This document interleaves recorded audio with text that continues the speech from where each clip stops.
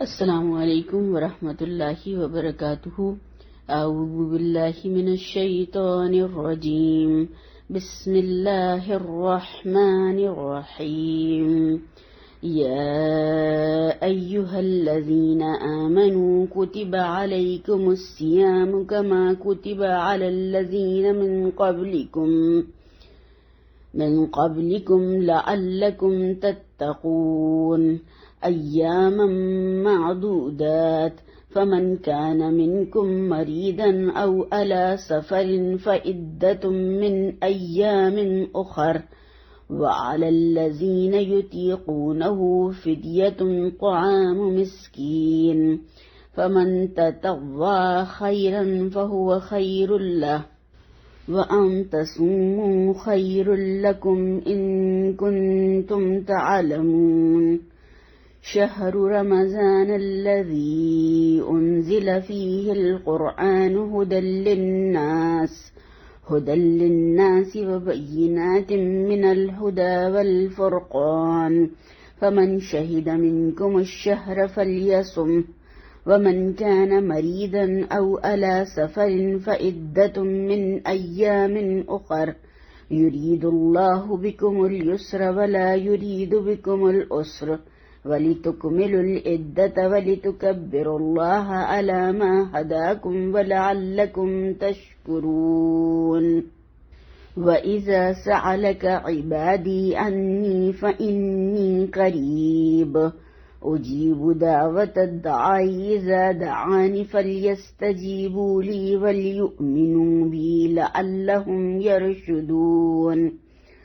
أحل لكم ليلة الصيام رفثوا إلى نسائكم هن لباس لكم وأنتم لباس لهن، علم الله أنكم كنتم تختانون أنفسكم فتاب عليكم وعفى عنكم، فالآن باشروهن وابتغوا ما كتب الله لكم، وَكُلُوا وَاشْرَبُوا حَتَّى يَتَبَيَّنَ لَكُمُ الْخَيْطُ الْأَبْيَضُ مِنَ الْخَيْطِ الْأَسْوَدِ مِنَ الْفَجْرِ، ثُمَّ أَتِمُّوا الصِّيَامَ إِلَى اللَّيْلِ، وَلَا تُبَاشِرُوهُنَّ وَأَنْتُمْ عَاكِفُونَ فِي الْمَسَاجِدِ، تِلْكَ حُدُودُ اللَّهِ فَلَا تَقْرَبُوهَا، كَذَلِكَ يُبَيِّنُ اللَّهُ آيَاتِهِ لِلنَّاسِ لَعَلَّهُمْ يَتَّقُونَ۔ اے لوگوں جو ایمان لائے ہو، تم پر روزے فرض کر دیے گئے جس طرح تم سے پہلے انبیاء کے پیرووں پر فرض کیے گئے تھے۔ اس سے توقع ہے کہ تم میں تقوی کی صفت پیدا ہوگی۔ چند مقرر دنوں کے روزے ہیں۔ اگر تم میں سے کوئی بیمار ہو یا سفر پر ہو تو دوسرے دنوں میں اتنی ہی تعداد پوری کر لے، اور جو لوگ روزہ رکھنے کی قدرت رکھتے ہوں پھر نہ رکھیں تو وہ فدیہ دیں۔ ایک روزے کا فدیہ ایک مسکین کو کھانا کھلانا ہے، اور جو اپنی خوشی سے کچھ زیادہ بھلائی کرے تو یہ اس کے لیے بہتر ہے۔ لیکن اگر تم سمجھو تو تمہارے حق میں اچھا یہی ہے کہ روزہ رکھو۔ رمضان وہ مہینہ ہے جس میں قرآن نازل کیا گیا، جو انسانوں کے لیے سراسر ہدایت ہے اور ایسی واضح تعلیمات پر مشتمل ہے جو راہ راست دکھانے والی اور حق اور باطل کا فرق کھول کر رکھ دینے والی ہیں۔ لہٰذا اب سے جو شخص اس مہینے کو پائے اس کو لازم ہے کہ اس پورے مہینے کے روزے رکھے، اور جو کوئی مریض ہو یا سفر پر ہو تو وہ دوسرے دنوں میں روزوں کی تعداد پوری کرے۔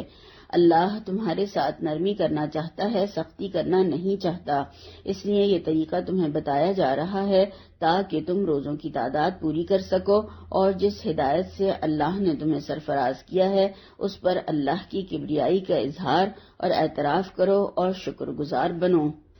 اور اے نبی صلی اللہ علیہ وسلم، میرے بندے اگر تم سے میرے متعلق پوچھیں تو انہیں بتا دو کہ میں ان سے قریب ہی ہوں۔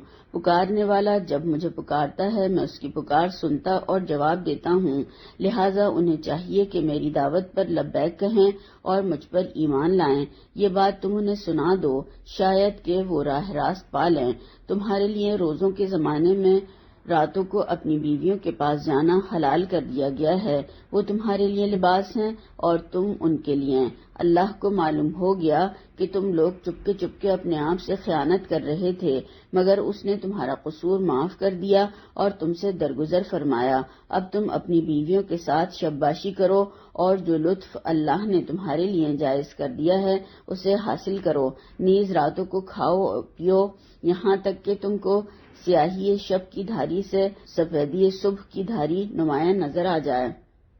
تب یہ سب کام چھوڑ کر رات تک اپنا روزہ پورا کرو، اور جب تم مسجدوں میں معتکف ہو تو بیویوں سے مباشرت نہ کرو، یہ اللہ کی باندھی ہوئی حدیں ہیں، ان کے قریب نہ پھٹکنا۔ اس طرح اللہ اپنے احکام لوگوں کے لیے بصراحت بیان کرتا ہے، توقع ہے کہ وہ غلط رویے سے بچیں گے۔ نحمدہ ونصلی علی رسولہ الکریم، رب اشرح لی صدری ویسر لی امری واحلل عقدۃ من لسانی یفقہوا قولی۔ اللہم ارنا الحق حقا وارزقنا اتباعہ وارنا الباطل باطلا وارزقنا اجتنابہ، آمین یا رب العالمین۔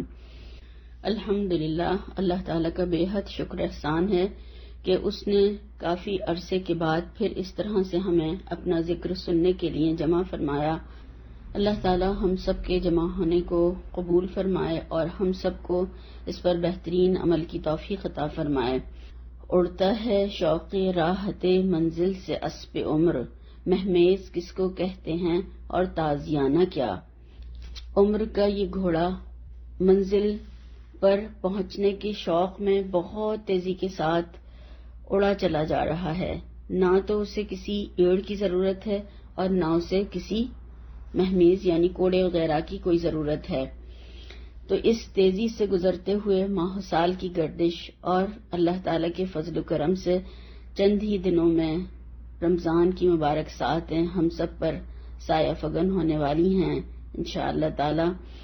گویا کہ رمضان کی آمد ہے۔ اللہ تعالیٰ صحت و عافیت اور امن و امان اور ایمان کی سلامتی کے ساتھ ہم سب کو اس مبارک ساعتوں کو پانے والا بنائے اور اس میں بہترین اعمال کی توفیق عطا فرمائے اور ان میں غلطی اور کمی بیشی کو معاف فرما کے قبول فرما لے، آمین ثم آمین۔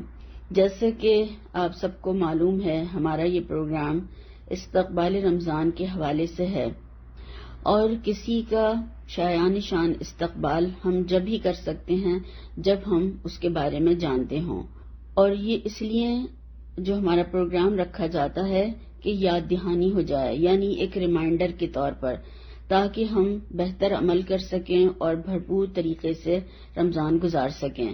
ورنہ بحیثیت ایک مسلمان ہم سب کو ان سب باتوں کا علم ہوتا ہے، مگر ہم کبھی بھول جاتے ہیں اور کبھی سستی کر جاتے ہیں۔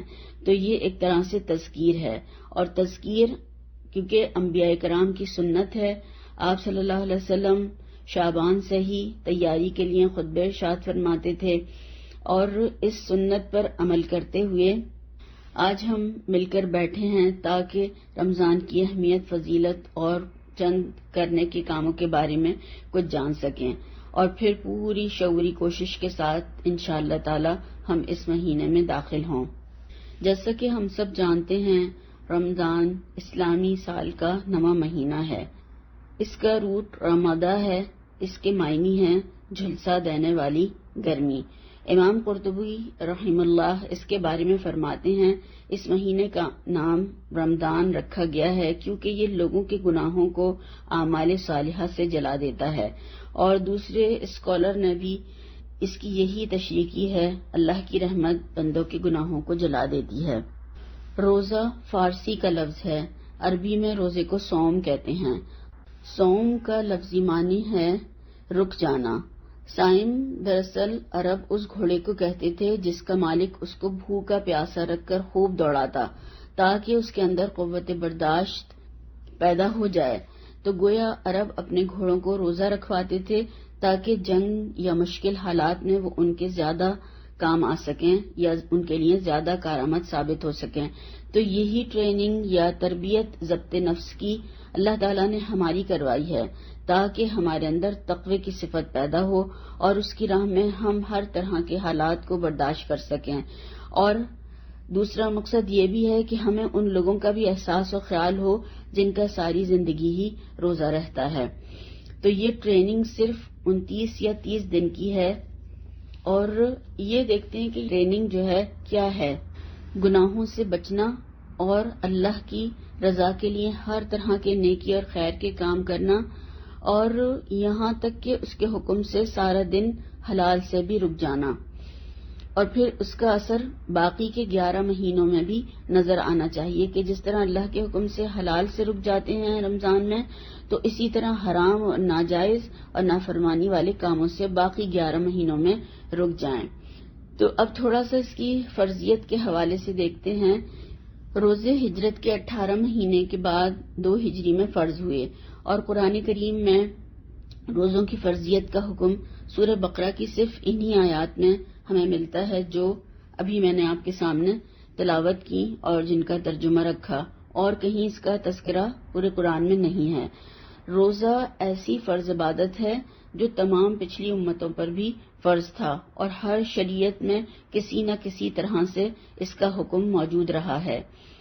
روزہ کیونکہ جسمانی اور روحانی اعتبار سے انسانوں کے لیے بہت زیادہ فائدہ مند ہے اور اجر و ثواب کے اعتبار سے بھی بے مثال ہے، اور اس کے رکھنے والے کے لیے اسپیشل گفٹ ہے جو بتایا نہیں گیا کہ کیا ملے گا. اس کے بارے میں حدیث ملتی ہے، حضرت ابو ہریرہ رضی اللہ تعالیٰ عنہ سے روایت ہے، آپ صلی اللہ علیہ وسلم نے فرمایا، اللہ تعالیٰ فرماتا ہے کہ ابن آدم کا ہر عمل اس کے لیے ہے سوائے روزے کے. روزہ میرے لیے ہے اور میں اس کی جزا دوں گا. کیا گفٹ ملے گا یہ پتہ نہیں ہے، یہ نہیں بتایا گیا. اور روزہ آگ سے ڈھال ہے، لہٰذا جس روز تم میں سے کسی کا روزہ ہو اس روز وہ فحش گوئی اور بیہودہ کلامی نہ کرے، کیونکہ روزہ رکھ کر بہت سے لوگ کیا کرتے ہیں، غصہ اور بدتمیزی بھی کرتے رہتے ہیں، تو پھر انہیں وہ اسپیشل گفٹ نہیں ملے گا، یہ یاد رکھنا چاہیے. اور اگر کوئی دوسرا بدتمیزی یا گالی گلوچ یا لڑائی کرے تو روزے دار کو صرف اتنا کہنا چاہیے کہ میں روزے سے ہوں، یعنی میں تمہارے لیول پر نہیں آ سکتا، اپنے روزے کے اجر اور اس کے اسپیشل گفٹ کو جو اللہ کی طرف سے مجھے ملنے والا ہے میں ضائع نہیں کرنا چاہتا، اور نہ اس ڈھال کو ضائع کرنا چاہتا ہوں جو کہ میرے لیے جہنم سے آڑ ہے. اس ذات کی قسم جس کے ہاتھ میں محمد صلی اللہ علیہ وسلم کی جان ہے، روزے دار کے منہ کی بو قیامت کے دن اللہ تعالیٰ کو مشک کی خوشبو سے بھی زیادہ پسندیدہ ہوگی، کیونکہ وہ اللہ ہی کے حکم سے تو حلال سے بھی رکا رہا نا اس کی فرمانبرداری میں. تو روزے دار کے لیے 2 خوشیاں ہیں جن سے وہ فرحت حاصل کرے گا. اولاً جب وہ روزہ افطار کرتا ہے تو خوش ہوتا ہے، ثانیاً جب وہ اپنے رب سے ملے گا اور روزے کے بدلے میں اپنے رب سے وہ انعامات پائے گا جو اسے بتائے نہیں گئے تو وہ خوش ہوگا. یہ بخاری کی روایت ہے. کیونکہ جب کسی کو اچانک کوئی بہت ہی قیمتی اور اس کا پسند کا بھی ہو تو گفٹ دیا جاتا ہے سرپرائز کے طور پر، تو پھر اس کو بہت زیادہ انسان کو خوشی ہوتی ہے. تو اسی طرح اللہ تعالیٰ نے بتایا نہیں ہے کہ روزے کے بدلے میں کیا گفٹ دیا جائے گا. اور روزے داروں کا جو اسپیشل اور بہترین استقبال ہوگا، آپ صلی اللہ علیہ وسلم نے فرمایا باب الریان سے صرف روزہ دار ہی داخل ہوں گے اور کوئی ان سے نہیں گزر سکے گا، یعنی ایسا اسپیشل گیٹ ہوگا جو صرف روزے داروں کے لیے ہوگا اور کوئی اس میں سے داخل نہیں ہو سکے گا. یہ بخاری اور مسلم کی روایت ہے. اب وہ روزہ کیسا ہو یا پھر کیسے رکھیں جس کی وجہ سے اتنا اسپیشل پروٹوکول ملے گا. تو آپ صلی اللہ علیہ وسلم نے فرمایا کہ جس نے ایمان اور احتساب کے ساتھ روزے رکھے اس کے گزشتہ سارے گناہ معاف کر دیے جاتے ہیں. یہ بخاری کی روایت ہے. اب یہ احتساب کیا ہے اور کیسے کیا جاتا ہے؟ تو اس کا مطلب یہ ہے کہ حساب کرنا یا حساب رکھنا یا گویا اپنے اوپر چیک رکھنا، اپنی کڑی نگرانی کرنا کہ میری زبان کا روزہ ہے، کوئی غلط بات منہ سے نہیں نکلنی چاہیے، آنکھ کا روزہ ہے، کوئی غلط اور حرام چیز نہیں دیکھنی، کان کا روزہ ہے، کوئی غلط اور گناہ کی بات نہیں سننی، ہاتھ اور پاؤں کا روزہ ہے، کسی گناہ یا حرام کی طرف نہیں چل کر جانا، دل کا روزہ ہے، دماغ کا روزہ ہے، غلط خواہشات اور غلط افکار و خیالات نہیں آنے چاہیے، کیونکہ بہت سے لوگ روزہ رکھ کر فلم اور ڈرامے دیکھتے رہتے ہیں اور روزے کو بہلانے کے لیے یا پھر روزے کو گزارنے کے لیے. تو اللہ تعالیٰ کو ایسے روزے کی ضرورت نہیں. صرف کھانا پینا چھوڑ دینے سے روزہ نہیں ہوتا، بلکہ تمام جسم، نیت، ارادہ، عمل، سوچ، خیال سب کی حفاظت کرنے سے روزہ صحیح ہوتا ہے، اور پھر اسی کا نام احتساب ہے. تو اس طرح کا روزہ رکھنے سے پھر انسان کے اندر وہ روحانی اور جسمانی قوت پیدا ہوتی ہے جو باقی 11 مہینے اسے تقوی کی روش پر قائم رکھتی ہے. آج اگر ہم دیکھیں تو غیر مسلم ڈاکٹرز بھی جو ہیں وہ اپنے مریضوں کو روزے رکھوا کر ان کا علاج کر رہے ہیں، کیونکہ اس سے روح اور جسم کی تمام کثافتیں اور ایکسٹرا جمع شدہ جو چیزیں ہوتی ہیں ان کا اخراج ہو جاتا ہے. گویا یہ ہمارے رب کا اپنے بندوں کے لیے ایک مہینے کا ڈائٹ پلان ہے تاکہ وہ روحانی اور جسمانی طور پر صحت مند رہیں. مگر سوال یہ پیدا ہوتا ہے کہ اس سے ہماری بیماریاں کیوں کیور نہیں ہو رہی ہیں؟ اس لیے کہ ہم نے میڈیسن اور اس کی ڈوز دونوں بدل دی، تو پھر فائدہ کہاں سے ہوگا؟ ہم سے کہا گیا تھا کہ کم کھانا، یعنی جو اس کا مقصد تھا وہ خواہشات کو لمیٹڈ کرنا تھا، کھانا بھی کم، سونا بھی کم، بولنا بھی کم، مگر ہم نے جو ہے ان سب کو زیادہ کر دیا. تو ہم نے اس کا اپوزٹ جب کیا تو فائدے کی امید پھر نہیں کی جا سکتی ہے. حضرت لقمان نے اپنے بیٹے کو نصیحت کرتے ہوئے فرمایا تھا، بیٹا جب معدہ بھر جاتا ہے تو عقل سو جاتی ہے اور دانائی گونگی ہو جاتی ہے اور انسان کے اعضاء عبادت میں سستی کرنے لگتے ہیں. تو اگر آج ہم دیکھیں تو بالکل افطار کے بعد یہی حال ہو جاتا ہے. پھر تو انسان کو پھر صرف بستر نظر آ رہا ہوتا ہے، اتنا زیادہ کھا لیتے ہیں کہ ایک دم سب جاتا ہے تو پھر بس بستر نظر آتا ہے. حضرت حسن رضی اللہ تعالیٰ عنہ فرماتے ہیں، مومن اس ننھی بکری کی مانند ہوتا ہے جس کی خوراک ایک ہتھیلی گھاس اور مٹھی بھر جو اور ایک گھونٹ پانی ہو. اور آج اگر ہم دیکھیں تو ہم نے رمضان کو صرف کھانے پینے کا مہینہ بنا دیا ہے. انواع و اقسام کے فرمائشی کھانے ہی کھانے، ذائقے ہی ذائقے، لذتیں ہی لذتیں، بس کام و دہن کی لذت میں لگے ہوئے ہیں. اتنا زیادہ کھانا بنانا، فریز کرنا، طریقے بتائے جا رہے ہوتے ہیں کہ لگتا ہے رمضان کے بعد پھر کچھ کھانے کو نہیں ملے گا. ابھی جتنا کھا سکتے ہیں، بنا سکتے ہیں، وہی کھا اور بنا لیں یا فریز کر لیں. تو مقصد تو روزے کا تقوی اور عبادت تھا. کھانا پینا تو اس مقصد کو پورا کرنے کا ایک ذریعہ ہے، اور کھانا پینا ہی صرف ہماری زندگی کا مقصد نہیں ہے. ہم نے تمام وقت جو ہے اسی کو لانے، بنانے، پکانے، سنبھالنے میں ہی جب ہمارا گزر جائے گا تو پھر باقی کام کہاں سے ہوں گے؟ کھانا پینا جو ہے وہ منع نہیں ہے، اچھا بنانا بھی منع نہیں ہے، مگر اپنے آپ کو صرف اسی کام کے لیے وقف کر دینا یہ منع ہے. اور پھر اتنا تھک جاتے ہیں کہ پھر عبادت تو صحیح سے کر ہی نہیں پاتے ہیں. تو اس میں بھی پھر بہت زیادہ اعتدال کی ضرورت ہے. اور جیسا کہ ہم نے ابھی آیتوں کے حوالے سے بھی دیکھا کہ ہم سب جانتے ہیں رمضان نزول قرآن کا مہینہ ہے، اور اس کی ایک رات میں انسانیت کی فلاح کا 1000 سالہ منصوبہ عمل میں آیا. اور کسی کو ایک رات وہ مل جائے تو اس کے لیے کیا ہی خوش نصیبی کی بات ہے. تو پہلے روزے کے ذریعے تقوی پیدا کیا گیا، پھر قرآن نازل کیا گیا جو کہ انسانیت کے لیے سراسر ہدایت، رحمت اور رہنمائی کا ذریعہ ہے. اب تھوڑا سا دیکھتے ہیں کہ رمضان کو قرآن کے حوالے سے ہمیں گزارنا ہے، اور روزہ شکر گزاری بھی ہے اس نعمت عظمیٰ کے لیے جو قرآن کی شکل میں اللہ تعالیٰ نے ہمیں عطا فرمایا. اور یہ ایسی نعمت ہے کہ اس کے ذریعے سے ہم اللہ کی رضا کا راستہ جان کر خود کو بھی اور تمام انسانیت کو اس پر چلا سکتے ہیں.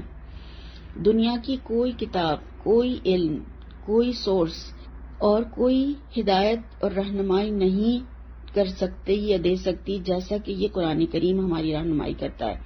اس میں غور و فکر اور تدبر کرنا اور ہر آیت پر رک کر سوچنا کہ اللہ تعالیٰ اس میں مجھ سے کیا کہنا چاہتے ہیں اور مجھے اس پر کیسے عمل کرنا چاہیے. اور یہ ایسی کتاب ہے کہ دنیا میں اس کے ذریعے اس کے پڑھنے والے کو ہدایت اور رہنمائی ملتی ہے. صراط مستقیم پر چلنا اس کے لیے آسان ہو جاتا ہے، اور مرنے کے بعد قبر میں خوش شکل ساتھی کی شکل میں آئے گا، اور آخرت میں حساب کے وقت بھی سفارش کرے گا. کوئی کتنا بھی کسی سے محبت کرنے والا یا ہمارے اپنے قریبی رشتے بھی کوئی کسی کے ساتھ قبر میں نہیں جا سکتا، مگر یہ قبر میں بھی ساتھ دے گا اور خوش شکل ساتھی کی شکل میں انسان کا وہاں پر دل بہلانے کے لیے آئے گا.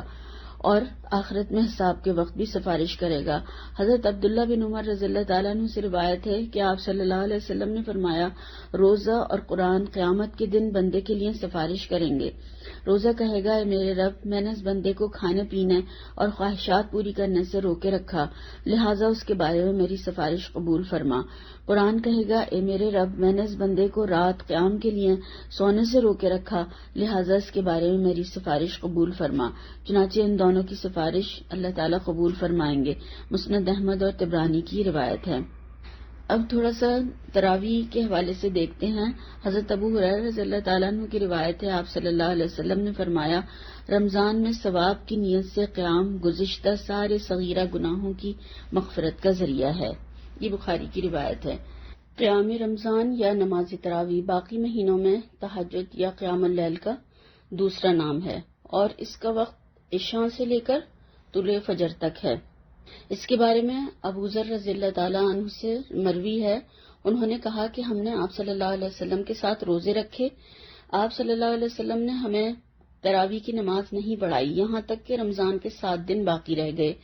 23ویں شب کو ایک تہائی رات گزرنے پر آپ صلی اللہ علیہ وسلم نے ہمیں نماز تراویح پڑھائی، پھر 24ویں کو نماز تراویح نہیں پڑھائی، پھر 25ویں شب آدھی رات گزر جانے پر نماز تراویح پڑھائی۔ ہم نے کہا، یا رسول اللہ صلی اللہ علیہ وسلم، کیا ہی اچھا ہو اگر آپ رمضان کی باقی راتوں میں بھی ہمیں نماز نفل پڑھائیں۔ تو آپ صلی اللہ علیہ وسلم نے فرمایا، جس نے امام کے فارغ ہونے تک امام کے ساتھ قیام کیا، یعنی تراویح باجماعت ادا کی، اس کے لیے ساری رات کے قیام کا ثواب لکھا جائے گا۔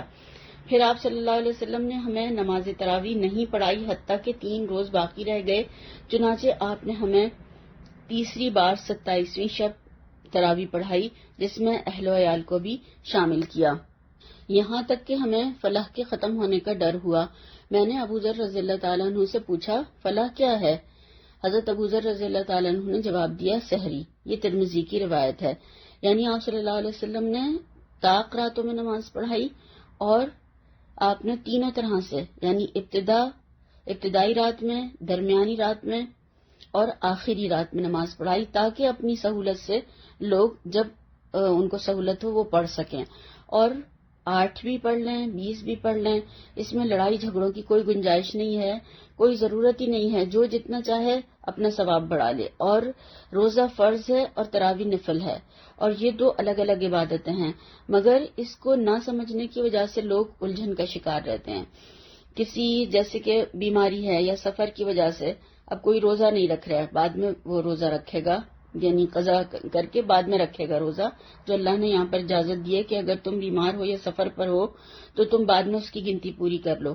تو پھر کیا کرتے ہیں، اگر روزہ نہیں رکھ رہے تو تراویح بھی چھوڑ دیتے ہیں کہ اب روزہ نہیں رکھا ہے تو تراویح پڑھنے کا کیا فائدہ ہوگا۔ تو ایسا نہیں ہے، جب نفل کا ثواب فرض کے برابر مل رہا ہے تو پھر اسے کیوں چھوڑ دیں؟ کہیں پر اگر سیل لگی ہوئی ہوتی ہے یا آفر کوئی ہوتی ہے تو کیا اسے چھوڑ دیتے ہیں؟ حالانکہ دنیاوی چیزیں ہوتی ہیں جو بالکل ناپائیدار ہیں، فوراً بھاگتے ہیں۔ تو اسی طرح سے اس کا اجر و ثواب حاصل کرنے کی بھی کوشش کرنی چاہیے۔ پھر دوسرا جو ہے کہ مجبوری سے اگر تراویح نہیں پڑھی، کوئی مجبوری ہو گئی یا نکل گئی کبھی، تو پھر کیا کرتے ہیں، اب روزہ صحیح نہیں ہوگا۔ ایسا نہیں ہے، روزہ صحیح ہوگا، جو ایکسٹرا ثواب مل رہا تھا وہ نہیں ملے گا، یعنی آفر جو ہے وہ اویل نہیں کری، جو ایکسٹرا ثواب تھا وہ نہیں ملا۔ اب تو اللہ تعالیٰ نیت اور ارادے کی وجہ سے ثواب بھی دے سکتا ہے۔ اللہ تعالیٰ کو دینے میں کیا ہے کہ وہ اس کے پاس تو ایسے خزانے ہیں جو کبھی ختم ہونے والے ہی نہیں ہیں۔ پھر ہم یہ دیکھیں کہ خواتین اگر کسی فتنے کا خوف نہ ہو تو مسجد میں جا سکتی ہیں، مگر ان کو چند باتوں کا خیال ضرور رکھنا چاہیے۔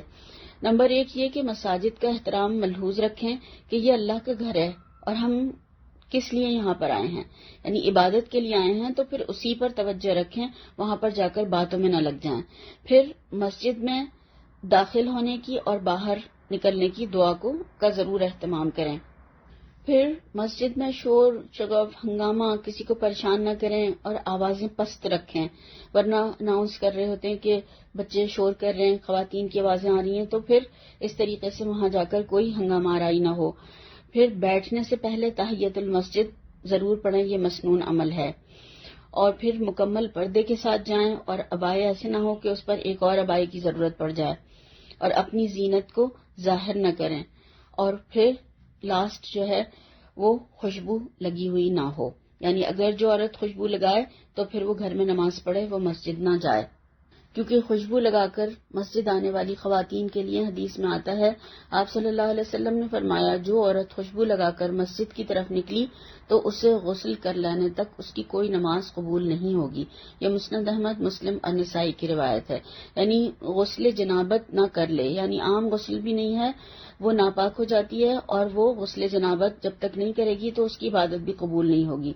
خوشبو اگر نہ بھی لگائیں تو آج کل اگر ہم دیکھیں تو کتنی کریم ہے، لوشن ہے، میک اپ کے جو سامان ہوتے ہیں، پاؤڈر وغیرہ، اس میں سب اتنے خوشبو کے ہوتے ہیں کہ اگر خاص طور سے خوشبو نہ بھی لگائی جائے تو وہ بھی اس میں سے بھی اتنی مہک رہے ہوتے ہیں، وہ خوشبوئیں آ رہی ہوتی ہیں۔ تو خوشبو اگر لگائیں تو پھر مسجد نہ جائیں، ورنہ عبادت بھی قبول نہیں ہوگی، تو پھر وہاں پر جانے کا کیا فائدہ ہوگا۔ سحری کا اہتمام کرنا ضروری ہے۔ سحری کے حوالے سے آتا ہے کہ ہمارے اور یہود کے روزے میں سحری کا فرق ہے۔ آپ صلی اللہ علیہ وسلم نے فرمایا کہ سحری بابرکت ہے اور اس کو مبارک ناشتہ بھی فرمایا، بخاری اور مسلم کی روایت ہے۔ اور سحری میں دیر اور افطار میں جلدی کرنا انبیاء کا طریقہ ہے۔ حضرت ابو درداء راوی ہیں، آپ صلی اللہ علیہ وسلم نے فرمایا 3 چیزیں اخلاق نبوت میں سے ہیں۔ نمبر 1 روزہ جلدی افطار کرنا، نمبر 2 سحری دیر سے کھانا، نمبر 3 نماز میں دائیں ہاتھ بائیں ہاتھ کے اوپر رکھنا۔ یہ طبرانی کی روایت ہے۔ روزہ افطار کی مسنون دعا جو سنت سے ثابت ہے، حضرت عبداللہ بن عمر سے روایت ہے کہ آپ صلی اللہ علیہ وسلم جب افطار فرماتے تو یہ دعا پڑھتے تھے، ذہب الظمأ وابتلت العروق وثبت الاجر انشاءاللہ، پیاس ختم ہو گئی، رگیں تر ہو گئیں اور روزے کا ثواب ثابت ہو گیا انشاءاللہ۔ یہ ابو داؤد کی روایت ہے، اور جو ہمارے یہاں پڑھی جاتی ہے دعا وہ ثابت نہیں ہے آپ صلی اللہ علیہ وسلم سے، یہ والی دعا ثابت ہے۔ روزہ افطار کرانے والے کے لیے بھی آپ صلی اللہ علیہ وسلم نے بڑی ہی خوبصورت دعا تعلیم فرمائی ہے۔ حضرت انس رضی اللہ تعالیٰ عنہ کہتے ہیں آپ جب کسی کے یہاں روزہ افطار فرماتے تو اس کو یہ دعا دیتے، افطر عندکم الصائمون واکلت طعامکم الابرار وتنزلت علیکم الملائکہ، روزہ دار تمہارے یہاں روزہ افطار کرتے رہیں، نیک لوگ تمہارا کھانا کھاتے رہیں اور فرشتے تمہارے یہاں رحمت لے کر نازل ہوتے رہیں۔ یہ مسند احمد کی روایت ہے۔ یعنی نیک لوگ کھانا کھائیں گے تو ان کی جو طاقت ہے پھر وہ نیکیوں میں صرف ہوگی، اور پھر اس نیکی کا ایک حصہ تمہارے لیے بھی لکھا جائے گا، اور فرشتے جس کے لیے رحمت لے کر نازل ہوں۔ کتنی خوبصورت دعا ہے آپ صلی اللہ علیہ وسلم نے جو ہمیں بتائی۔ پھر سحری کی جو دعا ہمارے ملکوں میں بہت مشہور ہے وہ آپ صلی اللہ علیہ وسلم سے ثابت نہیں ہے۔ نیت دل کے ارادے کا نام ہے، اس کے لیے آپ صلی اللہ علیہ وسلم نے کوئی دعا کے الفاظ نہیں بتائے ہیں۔ بالصوم میں جو ہمارے یہاں پڑھی جاتی ہے غد نویت، تو اس کا مطلب یہ ہے کہ میں کل کے روزے کی نیت کرتی ہوں، تو روزہ آج رکھ رہے ہیں، کل کی نیت کیسے کر رہے ہیں؟ تو جو بتایا گیا ہے وہ یہ ہے کہ فرض روزے کی نیت فجر سے پہلے کرنا ضروری ہے، اور یعنی دل میں ارادہ کرنا ضروری ہے، اس کے لیے الفاظ کوئی نہیں بتائے گئے۔ اور نفلی روزے کی نیت دن میں زوال سے پہلے کسی بھی وقت کی جا سکتی ہے، یعنی جیسے کہ اب نفلی روزے رکھ رہے ہیں رمضان سے پہلے، تو اس میں ہم دوپہر تک یعنی ظہر سے پہلے ہم نیت کر سکتے ہیں اگر روزہ رکھنا ہے آج، اور اگر فرض روزہ رکھ رہے ہیں تو پھر ہمیں فجر سے پہلے اس کی نیت کرنا ضروری ہے۔ اب کرنے کے کاموں میں سے تھوڑے سے دیکھتے ہیں کہ تمام عبادات ہمیں ایک طریقے سے ٹائم مینجمنٹ سکھاتی ہیں، اور نماز اور روزہ خاص طور سے اگر ہم دیکھیں کہ کس طرح ٹائم کو اویل کرنا ہے، کس طرح سے یوزفل بنانا ہے، اور کب کیا کرنا ہے، یعنی کب افطار ہوگا، کب سحری ہوگی، کب کیا کرنا ہے۔ تو ویسے اگر سارے سال بھی دیکھیں تو بھولے رہتے ہیں، اور مغرب کا ٹائم ہر ایک کو پتا ہوتا ہے کہ اتنے منٹ پہ افطار ہونا ہے اور اتنے منٹ پہ روزہ بند ہو جائے گا، سحری کا ٹائم ختم ہو جائے گا۔ تو ہم دیکھیں کہ جو ہمارا ٹائم کا اویل کرنا تھا یا ٹائم کو یوزفل بنانا تھا، یا ایک ایک لمحہ ہمارے لیے جو ایک حساب کے تحت گزارنے کے لیے کہا گیا ہے، تو ہمارے ٹائم کی پابندی دوسروں نے کی تو وہ ترقی کر رہے ہیں، اور ہم نے اس کو چھوڑ دیا تو آج دیکھیں پستی اور بدحالی میں مبتلا ہو گئے۔ عبادات میں اگر ہم دیکھیں تو سب سے پہلی چیز نماز ہے، اس کا جائزہ لیں کہ کیسی ہے، درست کرنے کی کتنی ضرورت ہے، اور اب تو رمضان میں اور زیادہ ہم اس کو صحیح کر سکتے ہیں۔ سب سے پہلا سوال اسی کے بارے میں ہوگا۔ پھر دوسری چیز ہے روزہ، اس کا کیا حال ہے، کتنے عذر کہ بغیر عذر کی غفلت میں چھوڑ دیے اور ابھی تک نہیں رکھے، ان کی فکر کریں، روزے رکھیں یا پھر فدیہ دیں، کیونکہ زندگی کا کوئی بھروسہ نہیں، ٹالتے نہ رہیں اس کو بالکل بھی۔ پھر زکوٰۃ ہے، اس کی ادائیگی کی کتنی فکر ہے۔ بخاری کی روایت کے مطابق جس نے زکوٰۃ نہ دی، یہی مال اس کے اوپر گنجے سانپ کی شکل میں مسلط کر دیا جائے گا اور وہ اس کے جبڑوں کو چیرے گا اور کہے گا کہ میں تیرا مال ہوں، میں تیرا خزانہ ہوں۔ یہ بخاری کی روایت ہے۔ تو ہیلے بہانوں کی بجائے ادائیگی کی فکر کرنی چاہیے تاکہ کل اس عذاب سے محفوظ رہ سکیں انشاءاللہ تعالی۔ پھر حج فرض ہونے کے بعد میں کہاں تک ٹالا، یہاں تک کہ بڑھاپے میں دوسروں کے سہارے کرنا پڑا۔ جو اللہ تعالیٰ سے ملنے کا شوق نہ رکھے، اللہ تعالیٰ کو بھی اس سے ملنے کا کوئی شوق نہیں۔ اس کے لیے اتنی سخت وعید ہے کہ جو شخص صاحب استطاعت ہونے کے باوجود حج نہ کرے، وہ یہودی ہو کر مرے یا نصرانی ہو کر، اللہ تعالیٰ کو اس کی کوئی پرواہ نہیں ہے۔ پھر دعا کے بارے میں دیکھیں کہ دعا اور ذکر کا کیا حال ہے، کیونکہ اللہ تعالیٰ کسی غافل دل کی پکار نہیں سنتے، اور جب تک انسان کے ہونٹ اللہ کے ذکر سے ہلتے رہتے ہیں، اللہ تعالیٰ اسے یاد کرتے رہتے ہیں۔ اللہ تعالیٰ کا ارشاد ہے، فَاذْكُرُونِی أَذْكُرُکُم، تم مجھے یاد کرو میں تمہیں یاد کروں گا۔ اور ابھی جو ہم نے آیت پڑھی رمضان کے حوالے سے، ان آیات میں کہ وَإِذَا سَأَلَكَ عِبَادِي عَنِّی فَإِنِّی قَرِیبٌ أُجِیبُ دَعْوَةَ الدَّاعِی إِذَا دَعَانِ فَلْیَسْتَجِیبُوا لِی وَلْیُؤْمِنُوا بِی لَعَلَّهُمْ یرشدون۔ اس میں جو اللہ تعالیٰ نے بتایا کہ جب بھی میرے بندے مجھے پکاریں، میں ان کے قریب ہی ہوں۔ میرے بندے جب تم سے میرے بارے میں سوال کریں تو میں ان کے قریب ہی ہوں۔ میں تو جب پکارنے والا پکارتا ہے تو میں اس کی پکار کو سنتا ہوں اور جواب بھی دیتا ہوں۔ تو دنیا میں ہم دیکھیں کہ جب ہم کسی سے ملنے کا وقت لیتے ہیں تو وہ ہمیں اپنی سہولت سے ٹائم بتاتا ہے کہ میں اس وقت اویلیبل ہوں یا اس وقت فری ہوں، اتنے وقت آپ مجھ سے آ کر مل سکتے ہیں۔ مگر ہمارے رب نے آفر کی ہے کہ میرا بندہ جب بھی ملنا چاہے، یعنی جب بھی دیکھیں، فرمایا اذا دعان، جب بھی پکارے، جبھی بھی مجھ سے سوال کرے، کچھ مانگے، میں تیار ہوں اس کی دعا سننے کے لیے، قبول کرنے کے لیے، اسے دینے کے لیے میں ہر وقت تیار ہوں۔ وہ مانگے تو صحیح، کتنی بڑی بات ہے، وہ خالق کائنات ہر وقت ہماری دعا کا جواب دینے کو تیار ہے جب بھی ہم اسے پکاریں۔ اور اس جب میں اگر دیکھیں تو ایک شوق بھی ہے کہ میرے بندے تم کب دعا کرو گے، کب مجھ سے مانگو گے، آؤ جلدی کرو، میں تیار ہوں، کہیں تمہارا وقت اور مہلت ختم نہ ہو جائے۔ یہ زندگی جو ملی ہوئی ہے یہ تمہارا ایک مہلت ہے، یہ مہلت عمل ختم نہ ہو جائے، اور تم جب بھی دعا کرو وقت کی بھی کوئی قید نہیں ہے کہ یہ فلاں فلاں وقت پر مانگنا ہے، اور وقت کی بھی پابندی نہیں ہے کوئی بھی، بس تم مجھ سے مانگو، مجھ سے سوال کرو، میں تمہیں دوں گا۔ بس شرط کیا بتائی ہے، شرط جو لگائی گئی ہے وہ کیا ہے کہ ایمان لاؤ اور میرے احکامات پر عمل کرو۔ تو یعنی ایمان لانا اور احکامات پر عمل کرنا یہ بہت زیادہ ضروری ہے۔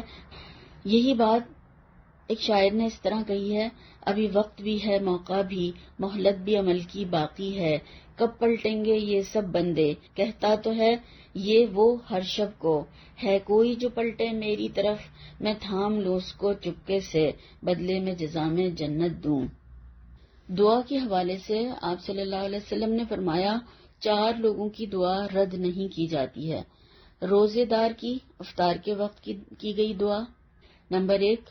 نمبر 2، باپ کی اولاد کے حق میں کی گئی دعا، یعنی ماں باپ کو خاص طور سے غلط باتوں اور بد دعاؤں سے پرہیز کرنا چاہیے، کیونکہ یہ دعائیں قبول ہو جاتی ہیں اور پھر پریشان ہوتے ہیں۔ اور پھر تیسرا، مظلوم کی دعا، جو کسی پر ظلم ہو وہ دعا جب کرتا ہے تو عرش پر سیدھی جاتی ہے وہ دعا۔ اور پھر چوتھا، مسافر کی دعا، یعنی سفر میں بھی غلط باتیں یا پریشان ہونے کی بجائے اللہ تعالیٰ سے دعائیں مانگی جائیں تو مسافر کی دعائیں بھی قبول ہوتی ہیں۔ تو روزہ افطار کے وقت، تہجد کے وقت، سحری کے وقت کی دعاؤں کو بھی خاص طور سے اہتمام کیا جائے، یہ دعائیں رد نہیں کی جاتی، اور خاص طور سے 3 چیزوں کا سوال ضرور سب کو کرنا چاہیے۔ نمبر 1، استغفار، یعنی گناہوں کی معافی بخشش کی دعا کرنی چاہیے اللہ تعالیٰ سے، جنت کا سوال کرنا چاہیے، اور آگ سے نجات کا خاص طور سے سوال کرنا چاہیے۔ دعا کی قبولیت کی کچھ شرائط بھی بتائی گئی ہیں احادیث میں کہ حلال رزق ہو، حرام کھانے والے کی دعائیں اللہ تعالیٰ قبول نہیں فرماتے، خواہ وہ خانہ کعبے کا پردہ پکڑ کر بھی کیوں نہ دعا کرے۔ یعنی کتنا زیادہ ضروری ہے کہ ہمارے مال میں، ہمارے کھانے میں حرام کی آمیزش نہ ہو، ورنہ اس کی دعائیں قبول نہیں ہوتی۔ پھر نمبر 2، قطع رحمی اور گناہ کی دعا نہ ہو، یعنی رشتوں کو کاٹنے کے لیے اور گناہ کی باتوں کے لیے اللہ تعالیٰ سے دعا نہ کریں، اگر کریں گے تو وہ قبول نہیں ہوتی ہیں۔ پھر دعا جو ہے وہ ممکنات میں سے ہو، ناممکن دعا، ناممکنات میں سے کہ اللہ تعالیٰ آسمان پہ اڑنے لگوں، ایسی دعائیں کوئی کرے گا تو وہ اس کے لیے قبول نہیں ہوں گی۔ پھر نمبر 4، قبولیت کا وقت مقرر ہے، جلدی نہ کی جائے، یعنی اللہ تعالیٰ کے یہاں ایک ٹائم ہے، اسی کے مطابق اسی وقت پر دعا قبول ہوگی۔ اور دعا کو عبادت کا مغز اور عبادت بھی کہا گیا ہے، مومن کا ہتھیار کہا گیا ہے، اور دین کا ستون اور زمین اور آسمان کا نور بھی کہا گیا ہے۔ آپ صلی اللہ علیہ وسلم نے فرمایا کہ جس پر دعا کے دروازے کھل گئے اس پر رحمت کے دروازے کھل گئے، گویا اس نے اللہ تعالی کی رحمت کو پکار لیا، اور اللہ تعالی سے مانگی ہوئی چیزوں میں عافیت سے بہتر کوئی چیز نہیں ہے۔ انتہائی جامع اور مختصر اور بہترین دعا جو آپ صلی اللہ علیہ وسلم نے ہمیں بتائی ہے، جس میں دنیا اور آخرت کی تمام بھلائیاں آ جاتی ہیں، اور جو 2 سجدوں کے درمیان بھی پڑھی جاتی ہے، اللہم اغفر لی وارحمنی واہدنی واجبرنی وعافنی وارزقنی وارفعنی۔ اے اللہ مجھے معاف کر دے، مجھ پر رحم فرما دے، مجھے ہدایت دے دے، میرے نقصان کو پورا کر دے، مجھے عافیت دے، مجھے رزق دے، اور مجھے رفعت اور بلندی عطا فرما، آمین ثم آمین۔ اب اور کیا چیز رہ جاتی ہے؟ یعنی کتنی ساری جامع اور مختصر الفاظ، اور دنیا اور آخرت دونوں کو جمع کر دیا گیا ہے کہ اللہ تعالیٰ معاف کر دے، رحم فرما دے، ہدایت دے دے، نقصان کو پورا کر دے، عافیت دے دے، رزق دے دے، اور رفعت اور بلندی عطا فرما دے۔ تو دنیا اور آخرت کی تمام چیزیں اس میں جمع کر دی گئی ہیں، مختصر الفاظ ہیں مگر معنی کی وسعت بہت زیادہ ہے، تو اس کو ضرور یاد کر کے ہمیں اس کو پڑھنا چاہیے۔ اور دعا کے بارے میں آتا ہے کہ ہر حال میں انسان کے لیے فائدہ مند ہے، کچھ دعائیں جو ہیں فوراً قبول ہو جاتی ہیں، کچھ سے مصیبت جو آ رہی ہوتی ہے انسان پر وہ ٹال دی جاتی ہے، اور کچھ آخرت کے لیے ذخیرہ کر لی جاتی ہیں کہ جب وہاں بہت زیادہ ضرورت مند ہوگا تو وہاں اللہ تعالیٰ اس کی دعائیں جو دنیا میں پوری نہیں ہوئی وہ وہاں پر اس کو دی جائیں گی۔ تو انسان جب وہاں آخرت میں ان دعاؤں کا اجر دیکھے گا تو کہے گا کہ کاش دنیا میں میری کوئی دعا قبول نہ ہوئی ہوتی، یعنی اتنا زیادہ اجر و ثواب ملے گا ان دعاؤں کا جو کہ دنیا میں اس کی قبول نہیں ہوئی۔ تو پریشان ہونے کی ضرورت نہیں ہے، اگر دنیا میں کوئی چیز نہیں ملی تو وہاں آخرت میں ملے گی، اور وہ چیز تو پھر ایسی ہوگی جو کہ کبھی ختم ہی نہیں ہوگی۔ تو ہمیں پورے یقین کے ساتھ، ایمان کے ساتھ، اعتماد کے ساتھ دعا کرنی چاہیے کہ دعا ہر حال میں ہمارے لیے فائدہ مند ہے اور ضرور قبول ہوگی انشاءاللہ تعالی۔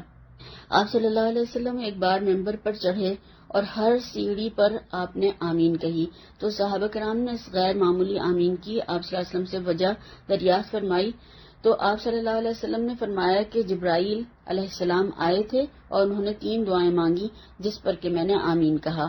پہلی بار جبرائیل علیہ السلام نے کہا کہ جس نے رمضان کو پایا اور اپنی مغفرت نہ کرا سکا تو اس کے لیے ہلاکت ہے، تو میں نے آمین کہی۔ دوسری سیڑھی پر انہوں نے دعا کی، ہلاکت ہے اس آدمی کے لیے جس کے سامنے میرا ذکر ہو اور وہ درود شریف نہ پڑھے، تو میں نے آمین کہی۔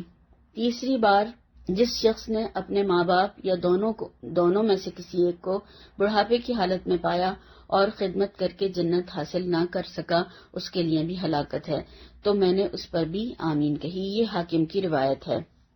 تو یہ اللہ تعالیٰ کا بہت بڑا احسان ہے کہ اتنا عظیم مہینہ اللہ تعالیٰ نے ہمیں عطا فرمایا، اور اس میں ایک رات جو شب قدر ہے اس کی کتنی زیادہ فضیلت ہے اور کتنی عبادت کا ثواب، اور پھر اس مہینے کو احترام بھی کرنا ہے اور مغفرت کی اپنی کوشش پوری کروانی ہے کہ اللہ تعالیٰ اس میں ہماری مغفرت فرما دے۔ اور پھر آپ صلی اللہ علیہ وسلم کا کتنا بڑا احسان کہ دین اور یہ قرآن ہم تک پہنچا کر گئے۔ تو درود شریف کی کثرت جو یہاں پر کہا گیا کہ اس کے لیے ہلاکت ہے اگر کوئی درود شریف نہیں پڑھتا آپ صلی اللہ علیہ وسلم کے نام آنے پر، تو نام آنے پر بھی اور ویسے بھی، اور جمعہ کے دن بھی کثرت، اور پھر اب رمضان میں بھی خاص طور سے، تو ہمیں بہت زیادہ اس کا اہتمام کرنا ہے۔ اور پھر ماں باپ بھی ہمارے دوسرے محسن ہیں تو ان کے لیے دعا کرنا، اور سب سے زیادہ مختصر اور جامع دعا جو ہمیں قرآن میں بتائی گئی ہے سورہ بنی اسرائیل میں، رب ارحمہما کما ربیانی صغیرا، جامع ترین دعا ہے کہ جیسا انہوں نے میرے اوپر رحم اور شفقت کا معاملہ بچپن میں کیا، اللہ تعالیٰ اب وہ تیرے پاس پہنچ چکے تو زیادہ رحمت اور شفقت کے محتاج ہیں، ان کے اوپر اپنا رحم فرما، اور اگر زندہ ہیں تو دنیا میں بھی ان کے لیے آسانی کر۔ تو یہ جو ہے ہمیں ضرور اس کا اہتمام کرنا چاہیے۔ پھر یہ مہینہ ہمدردی غمخواری کا مہینہ ہے۔ آپ صلی اللہ علیہ وسلم اتنا صدقہ و خیرات فرماتے کہ چلتی ہوا سے زیادہ آپ کی سخاوت ہو جاتی تھی، تو جتنا ہو سکے انفاق کرنا ہے، زکوٰۃ، صدقات، افطار، راشن، دوائیاں، ضرورت کی چیزیں، پانی کی فراہمی۔ اتنا زیادہ مشکل میں لوگ ہیں کہ کہیں تو پینے کا پانی بھی نہیں ہے، تو ان کی ضرورتوں کا خیال کرتے ہوئے جہاں جیسی جو ضرورت ہے وہ اپنا حصہ اس میں ڈالیں، تاکہ کل قیامت کے دن یہ سب چیزیں ہمارے کام آئیں، اور یہ اس وقت کام آئیں گی جبکہ کوئی وہاں پر ہمیں پوچھنے والا نہیں ہوگا، تو یہ تمام چیزیں اس وقت ہمارے لیے کام آئیں گی، کیونکہ قیامت کے دن مومن اپنے صدقے کے سائے میں ہوگا، چھپا کر صدقہ کرنے والا تو عرش کے سائے میں ہوگا جب کہیں کوئی سایہ نہ ہوگا۔ تو خود جو بھی دے سکتے ہیں وہ ضرور دیں، ضرور مدد کریں، کیا پتہ اگلا رمضان ہماری زندگیوں میں آئے یا نہ آئے۔ کتنے لوگ جو پچھلی بار ہمارے ساتھ تھے اس دفعہ نہیں، تو اس موقع کو آخری سمجھتے ہوئے کام کرنا ہے تاکہ اللہ تعالی ہمیں وہاں پر اس کا اجر و ثواب عطا فرمائے۔ سلف اور صالحین کا طریقہ تھا کہ رمضان سے 6 مہینے پہلے دعا کیا کرتے تھے کہ اے اللہ ہمیں رمضان کی مبارک ساعتوں تک پہنچا اور ہم رمضان کی برکتیں اور رحمتیں حاصل کرنے والے بن جائیں۔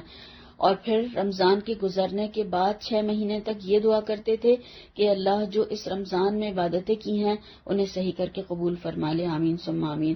تو ہم بھی اللہ تعالیٰ سے دعا کرتے ہیں کہ اللہ ہمیں رمضان میں داخل فرما اور اس میں ہم زیادہ سے زیادہ نیک اعمال کی ہمیں توفیق عطا فرما، اور ہماری تمام عبادتوں کو، نیکیوں کو قبول فرما، کمی اور کوتاہی جو ہو جائے، غلطی ہو جائے اس کو معاف فرما دے اور صحیح کر کے ان کو قبول فرما اور آخرت میں اجر کا ذریعہ بنا دے۔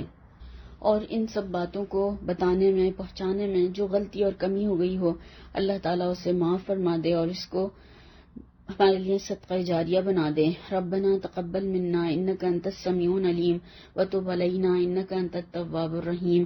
سبحان ربک رب العزت عما یصفون وسلام علی المرسلین والحمد للہ رب العالمین، وصلی اللہ تعالی علی خیر خلقہ محمد وآلہ واصحابہ اجمعین برحمتک یا ارحم الراحمین۔